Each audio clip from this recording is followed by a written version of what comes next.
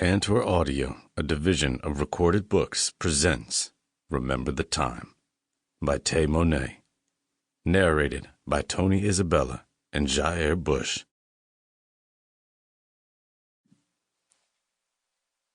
Prologue. Noelle stared at her fiancé with a bright smile on her face. He reached over and grabbed her hand, giving it a tight squeeze. I'm happy we decided to come out tonight. I feel like the two of us have been on the go for a while, and we haven't been able to spend any time together. Noelle whined with her bottom lip poked out. Zachary's eyes lit up, staring into Noelle's honey-brown eyes. Her chocolate-brown skin was glowing due to her pregnancy, and her full nude lips were full of gloss. I know, I'm sorry. No, it's not just you. I've been so occupied with trying to get my art gallery off the ground, and you've been trying to get your barbershop up and running. I know once both of us get our stuff off the ground, everything will turn around. Noelle rubbed on her stomach after feeling her son kick. How are you feeling? Zachary asked her, with concern written all on his face. Her smile grew, showcasing her single dimple in her right cheek. I'm fine, baby. The past couple of months have been challenging. Her pregnancy wasn't the easiest. The morning sickness, or what she called all-day sickness, had just begun to finally slow down for her. Her blood pressure was up and down. Her doctor was threatening her with bed rest if she didn't start taking it easy. At only 6.5 months, Noelle was wearing her pregnancy well, and Zachary didn't think she could be any more beautiful. She had her big, tight, jet-black coils pulled into a ponytail at the top of her head, giving him a full view of her beauty. A yawn escaped Noelle's mouth.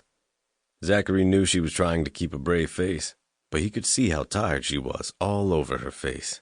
Instead of calling her out on it, he waved their server over when he saw him come onto the floor and asked for the check. Any dessert for you two? Zachary looked at Noelle, who shook her head. We're good. The server nodded and left to retrieve the check. While they waited, Noelle took the time to admire the man in front of her. She knew the moment she laid eyes on him that he was going to be hers, from his beautiful cinnamon brown skin to his hooded chestnut brown bedroom eyes and the short groomed beard that surrounded his medium luscious lips. Everything about Zachary made Noelle crave him. She pulled her bottom lip between her teeth. Why you looking like that? Zachary smirked at her and rose an eyebrow. She blushed. Sometimes I can't believe you're all mine.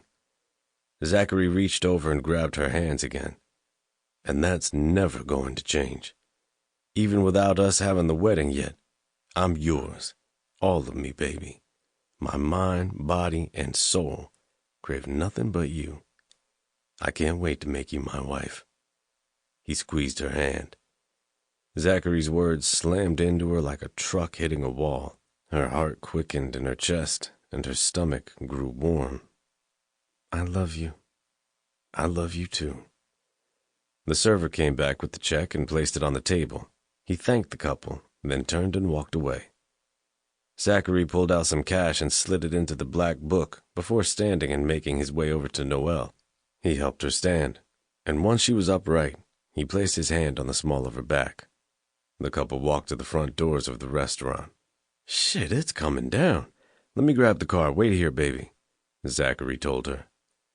Noelle nodded and watched her man run out into the rain to grab their car. She stood there rubbing her stomach. Her back was killing her, and she was ready to lay down with Zachary behind her, rubbing her belly. A few minutes later, Zachary drove up. He jumped out of the car and rushed over to where Noelle was, guiding her to the car. Once both of them were secured in the car, Zachary pulled off from the restaurant. Tori wants me to throw a baby shower, but I don't think I want one, Noelle spoke up after a while. Zachary glanced over at her for a second. Why not? Noelle was quiet. She lifted her shoulders and allowed them to fall before running her tongue over her lips. My parents aren't going to be there. I'm pretty sure the rest of my family won't attend either. I just don't see the point. Zachary didn't comment on what she said because he knew her family was a sensitive subject for her. He didn't want her growing upset, especially after the two of them had such a great night. I still think you should have one. You talked to a few of your cousins, and you got a couple of girls outside of Tori that you're cool with, right? Yeah, but they're not friends. Noelle sighed. I don't know. I told her I'd let her know. Zachary reached over and grabbed her hand. He brought it to his mouth and kissed it. I know the shit with your family is fucked up, but don't let that take the joy of your pregnancy away. Noelle smiled. She loved that Zachary was always emotionally there for her. Whenever she was having a bad day or needed reassurance that everything was going to be okay, Zachary was there to uplift her and assure her that there's always light at the end of the tunnel. He was her best friend, her lover, her king. Until she found out she was pregnant, she didn't think she could love anyone as much as him. Noelle looked and noticed that the red light they were at had turned green. The rain was still coming down hard, but they were only 10 minutes away from their house. As they passed through the intersection, the next few seconds were all a blur. "Zachary!" Noelle yelled when the bright lights came rushing towards their car. A loud horn blared. Zachary attempted to yank the car out of the runaway car's path, but that seemed to make things worse. The car was hit with a hard force. The collision, along with the wet road, caused Zachary to lose control. Noelle's screams filled the car as Zachary prayed that God spared her and his unborn. He reached over and grabbed her hand, giving it a hard squeeze. The car flipped and spun until it finally rested in the middle of the intersection. Zachary's eyes fluttered open, and he groaned, feeling like 10 cement bricks were weighing down on his body. He attempted to sit up, but everything on him was sore. He closed his eyes and took a deep breath. Scenes of his car flipping and spinning out in the middle of the intersection flashed in his head. Suddenly, his monitors went off. Noelle. Zachary shot up and started snatching the wires he was connected to off him. Pain shot through his left arm, but he ignored it. Right now, he needed to find Noelle. "Mr. Morris, please calm down." Nurses rushed into the room. "Noelle, I need to find Noelle," he yelled. "No, you need to lay back down. You have some pretty serious injuries." Zachary wasn't trying to hear what the doctors were saying. The only thing on his mind was his soon-to-be wife and unborn child. Out of nowhere, he felt his eyes growing heavy. He tried to fight the sedative one of the nurses had just given him for as long as he could, but eventually, sleep found him. When Zachary woke back up, he was still anxious to find Noelle, but he was calmer. His left wrist was wrapped due to him breaking it, and he had a few cracked ribs. Outside of that, a minor concussion and a few cuts and bruises. He was fine. The doctors didn't want to discharge him yet. They wanted to monitor him, due to his concussion, but Zachary wouldn't hear of it. Once he had the pain meds in him, he forced them to discharge him. He was able to obtain Noelle's room number from one of the nurses. After he signed the papers saying he was leaving against doctor's orders, he was up and ready to go. The nurse brought him some crutches. He wasn't sure how it would work with his wrist, but he was going to make it work. His body was pumping on adrenaline and the pain meds he had received, so he hardly felt anything. As fast as he could, Zachary headed in the direction of the room he was told held Noelle. When he got to the room, the door was closed. Zachary wasted no time pushing it open. What he wasn't prepared for was the sight in front of him. Noelle was lying in bed so still that if he didn't see the rising and falling of her chest, he would think she was dead. Her head was wrapped, and she had a tube down her throat and in her nose. Zachary's eyes went to her stomach, and his knees buckled. "What are you doing in here?" Like nails on a chalkboard. That voice made Zachary cringe. He couldn't answer right away. His throat was dry, and he could feel tears forming in his eyes. "Did you hear me?" Noelle's parents walked around him and stood in front of him. "What did they say was wrong with her? What about my son?" His voice cracked. He could feel his insides turning and goosebumps filling his arms. "Our daughter isn't your concern anymore. I knew nothing good would come from her being with you." Zachary clenched his jaw. I don't want to fight with either of you. I just want to know where my son is and is my wife okay?" He was trying to keep his cool, but Noel's parents never really cared for him, so he knew it would be like talking to a brick wall. "Hi, I'm here to transport Miss Sanders down for some scans." Zachary's head snapped in the direction of the young mixed girl who just entered the room. "Scans? Scans for what? What's going on with her? Where's my son?" The lady looked at him and was about to answer before she was cut off. "Don't tell him a damn thing. He isn't related to my daughter and needs to leave," her stepdad said. "I'm not going any fucking where. That's my fucking wife and son." "Y'all weren't married, so you're not her husband. You don't have any rights to our daughter," her mom cut in. "You haven't seen your daughter in over a year," Zachary roared. His blood was boiling. He was pissed that Noel's so-called parents were acting like he didn't give a fuck about her. "Ma'am, can you get security? This young man is the reason why our daughter is here, and we don't want him to have access to her room anymore. No one is to update him on her status either." Zachary glared at Noel's mom. Right now he wished he hit women, because he was ready to smack the fuck out of her and her husband. "Sir," the girl called out. When Zachary looked at her, he could see sympathy all on her face. "You have to leave." "I'm not going any fucking where." He ignored the protests of Noel's parents and stumbled around them to Noel's side. His heart fell out of his chest when he got closer to her. "Baby," he whispered. "I'm here, baby. I love you." He grabbed her hand and turned to face her parents, who were still yelling about him leaving. "Where the fuck is my son?" he yelled. Rage was starting to fill his body. His nose flared and he felt like someone had lit his skin on fire. "You called for us?" Zachary noticed security had come to the door. "Yes, that young man needs to be escorted out of my daughter's room and not allowed back in." "Don't fucking touch me," Zachary yelled. He swung on the guard, trying to fight him off, but his injuries from the accident were starting to catch up with him. He was struggling to get out of the grips of the security guards. His yells and protests for Noel and his son were ignored. People walking past the door stared at him with sympathy. You could hear the pain in his voice. Zach's throat grew dry as his voice started to get hoarse, but he didn't care. He needed to know what was going on with Noel and their son. Zachary didn't give a damn about looking weak, as tears rushed out of his eyes. He noticed Noel hadn't moved since he'd been in the room. His heart was lying in front of him, motionless, and no one would tell him what the fuck was going on. Eventually, a nurse rushed in. The security guards held him down, and he felt a sharp pinch in his neck. A few seconds later, everything for him went black, and his body relaxed. Zachary, 18 months later. "Zach, nigga, it's your hand," Austin called out, gaining my attention. I turned my head and stared at my twin brother for a second before dragging my eyes to the cards in my hands. "Drop."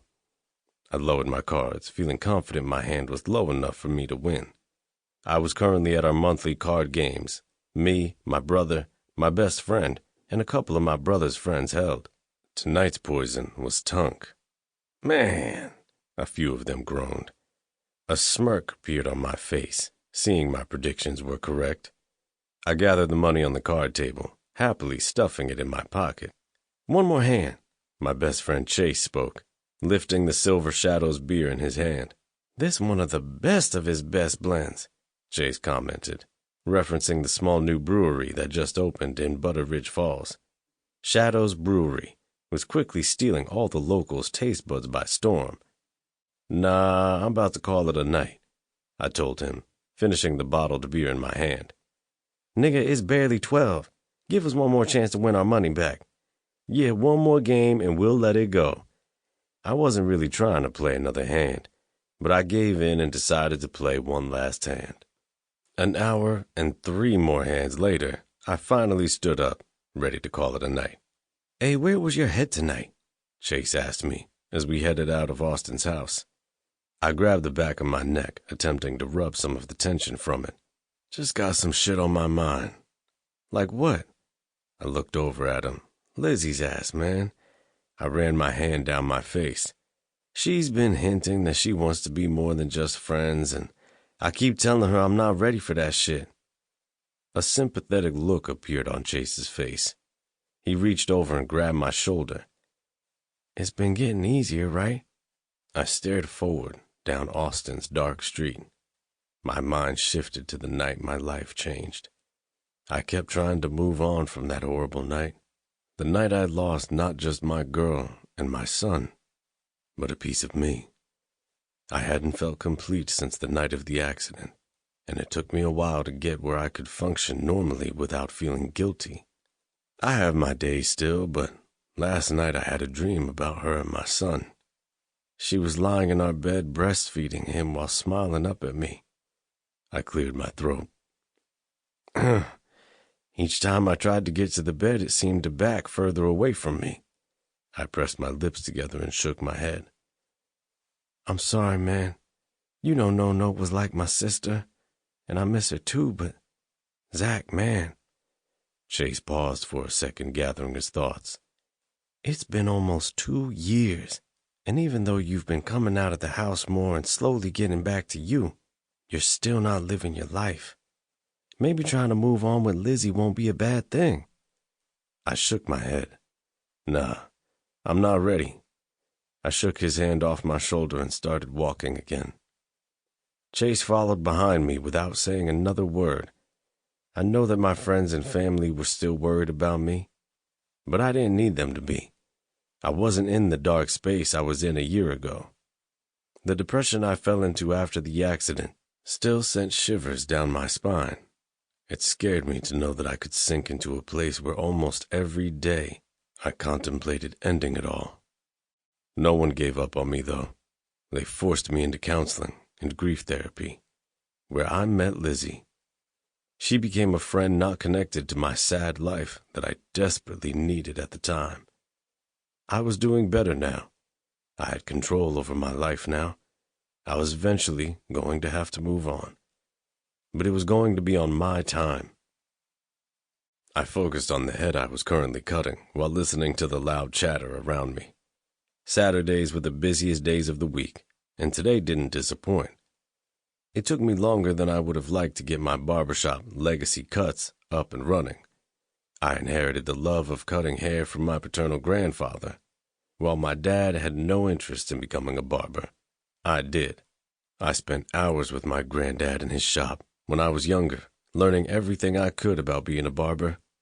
When I turned 18, I attempted the traditional route at first.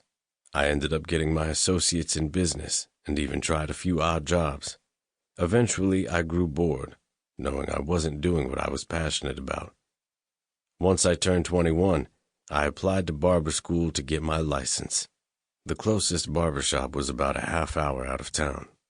After spending a couple of years working there, I realized my hometown needed a local shop, and I immediately began working on a plan to open one of my own. Because of the accident, I took some time off from my dream, but I got the strength to push through and move on, because I knew Noelle would want that. We still on for the dart tournament next weekend, right? Austin asked, looking up from the person in his chair. He wasn't all that into cutting hair either, but he knew how, so he came and worked at the shop every once in a while. I was short-staffed because one of my guys called off today. Austin was free, and thankfully, he agreed to come and fill in. I nodded. You know I'm down. You sure? Last night you seemed... His words trailed off. I grabbed the brush off my station and wiped my client's neck. I'm good, bro. I looked over at him, making eye contact with him. I could tell he wanted to say more, but since we were surrounded by people, he thankfully let it go. Butter Ridge Falls wasn't huge, and news traveled fast around the area. A lot of people knew about my accident. It was a blessing and a curse. A good thing was it seemed like the town was growing bigger each day, with more businesses and luxuries for us to enjoy. Laughter across from me caught my attention, causing me to look in that direction. Another one of my barbers, the guy in his chair, and a few people surrounding them were having a heated talk about something. I finished up with the guy in my chair and pulled the cape off him. "Thanks, Zach." He handed me the money he owed me. "Keep the change." "Appreciate it, man." I grabbed the sanitizer spray to clean my station. "I'm about to take 30 in my office," I told Frank, the manager who handled the shop when I wasn't there. He nodded, and I turned to head towards the back of the shop. Before walking through the first door, I turned and looked around my shop. It felt good seeing my dream come true. Everyone in the shop was talking shit and laughing around with each other. The vibe in here was always laid back and chilled. Releasing a heavy breath, I walked into my office, closing the door behind me. I was happy my shop was doing so well and the money it brought in, but I couldn't deny the anticipation I was having for tomorrow so that I could have a day to myself. Noel. How many days are you going to be gone? I looked over my shoulder at Daniel and asked. He finished buttoning up his shirt and turned to look at me. 2 days. I'll be back Wednesday afternoon. I yawned and stretched my body. Hopefully you can close the deal and won't have to go out of town anymore. Daniel gave me a sympathetic look. He walked over to our bed and peered down at me. He licked his medium-sized pink lips and smiled. Let's hope. Daniel grabbed my chin and raised my head. Bending down, he kissed me deeply before pulling away. I pulled my bottom lip in between my teeth and gave him a once-over. The midnight blue button-up shirt gripped his broad chest. He looked clean with his black slacks and midnight blue loafers. His outfit looked good against his mahogany brown skin. His goatee was short and groomed to perfection. His hair was cut low and freshly lined up. I closed my eyes and rubbed them, feeling one of my frequent headaches coming on. "What time you go to the doctor today?" he asked me, taking a step back from our bed. "I'm about to get up and get showered now." He nodded. "Let me know what they say. Your mom told me she's been trying to call you, but she couldn't get through. Call her back." I forced myself not to roll my eyes. "I'll call her." Daniel walked across our room, grabbing his duffel, small suitcase, and briefcase. "I'll call you when I get there. Love you." "Love you too." I watched Daniel walk out of our bedroom before laying down on my back and looking up at the ceiling. I knew why my mom was calling me, so I was in no rush to call her back.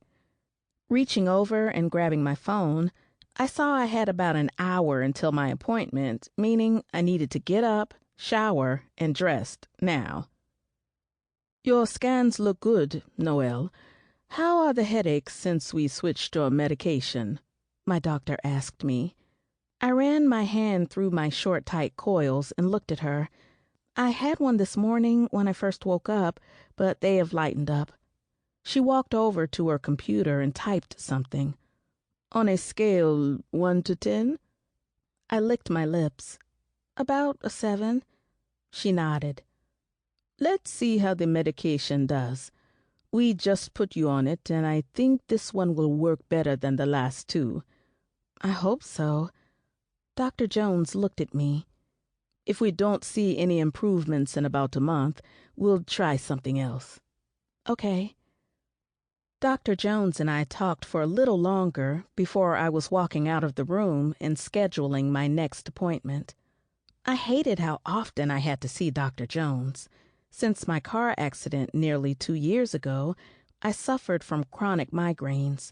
Sometimes they got so bad all I could do was sit in my room in the dark. When I stepped outside of the medical building, I grabbed my sunglasses that were hanging on my purse and slid them on my face. I walked to my crimson red 2020 Mercedes-Benz AMG GLE 63S Coupe. I slid in the car, melting into my all-black leather seats. Soon as I started my car, a call rang out over the Bluetooth. I sighed and hit the button on my steering wheel to answer. "Hey, Ma," I said, putting my seatbelt on and pulling out of the parking lot.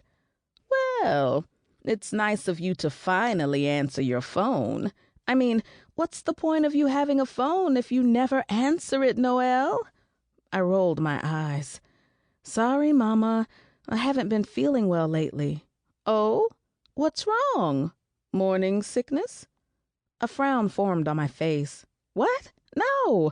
Why would you say that? Well, Daniel told me you two were working on getting pregnant. No, we're not. I quickly shut that down. Well, why not? Your wedding is right around the corner. Wait, you're saving it for your honeymoon. I blew a deep breath out. My eyes traveled to my left hand, where my 1-carat TW princess cut diamond frame vintage style twist bridal set and 14-carat white gold engagement ring was located. We'll see, Mom. We haven't talked about it. I was over this conversation and was now regretting answering the phone. Is that all you called me for? No, I'm actually calling to see when you and Daniel are coming up for me and your dad's stepdad. I quickly corrected her. Noelle, she sighed. Mother? Fine, she huffed. Me and your stepfather's vow renewal ceremony. I pulled into Wendy's and drove around to the drive-through line. Sunday, I think, Mama. I don't know. I'll have to check with Daniel to make sure. I heard murmuring in the background. That's your father, sweetheart. I have to go. I'll talk to you later. Before I could correct her again, she hung up. I rolled my eyes again and pulled forward in the line. I loved my mother, but talking to her always drained me. I looked at my dash and saw I had a text from my friend Monica. Monica, happy hour tonight? Reaching over, I grabbed my phone to respond. Me, sure, Daniel's out of town, and I just got off the phone with my mom. Monica, oh yeah, I know you need a drink now. See you at 7. I tossed my phone back into my passenger seat. My eyes went back to my engagement ring, causing a small smile to form on my face. The past year and a half has been rough for me, but Daniel was right there by my side. During the most turbulent times of my life, he stood by me and helped me get back to the person I once was. When he asked me to marry him 6 months ago, I couldn't say no. I raised my hand and examined my ring. In 6 months, I would be Mrs. Daniel Moore, and I couldn't wait. Hey, boo! Monica leaned down and kissed each side of my cheeks. Sorry I'm late. I had to take AJ to my sister's. She sat down and flipped her long, straight weave over her shoulders. Where's Adam? Monica looked at me and rolled her eyes. She sat her vetoed MM Louis Vuitton bag on the table and grabbed the menu. Business trip? I pressed my lips together and nodded, already knowing asking anything further would lead to her ranting. Anyways, what's new? Nothing. My mom is on my ass about kids again, and she just can't accept that I'm not ready. The girl serving our table came over and brought the drinks that Monica and I ordered. Why don't you want to have kids again? I mean, AJ might drive me crazy, but I love his cute little self. I sighed and took a sip of my drink. I'm just not ready. I don't have anything to show for myself. Daniel takes care of me, yes, but I feel like I should be doing more with my life.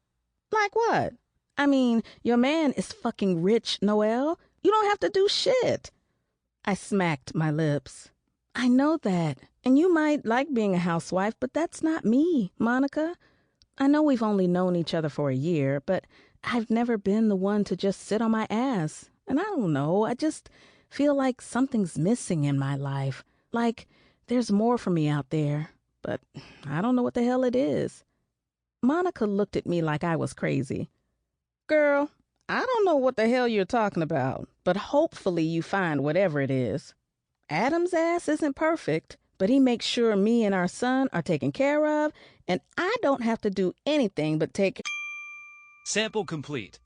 Ready to continue?